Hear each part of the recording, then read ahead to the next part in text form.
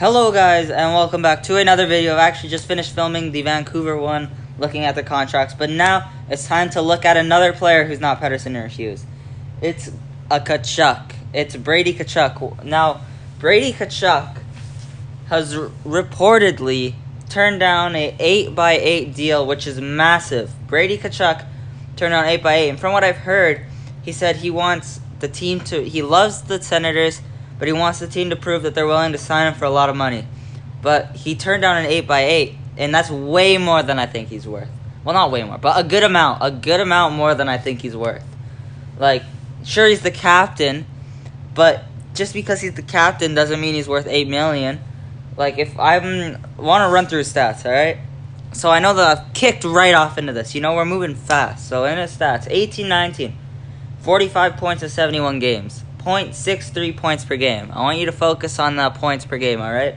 0.63 points per game. 2019-20, 44 points in 71 games.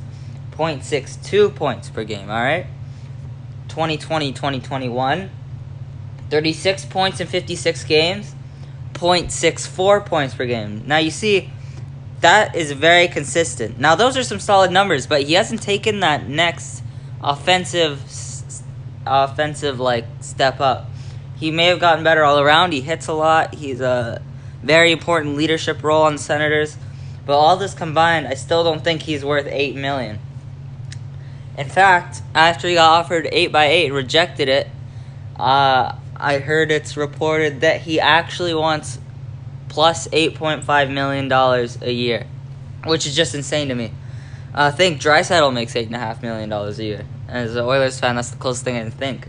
The closest reference I can think. And that's not even a reference, right? That's an absolute steal right now. It's an absolute steal. But, no, he's definitely not worth $8 million for 8 years. I was thinking about this the other day. I'm like, what would I offer Brady Tkachuk? I would try to offer him 8 years for sure. But I think the amount that he should be paid, whether the term or whatever, I think the dollar amount I would be giving him is around $6 million.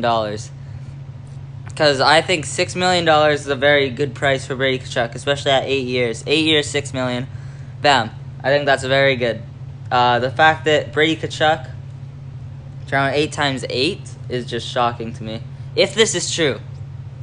I believe this is true. But if that's true, that's just insane. And then he says, because Tkachuks are hard to sign contracts with in their history, which apparently is true.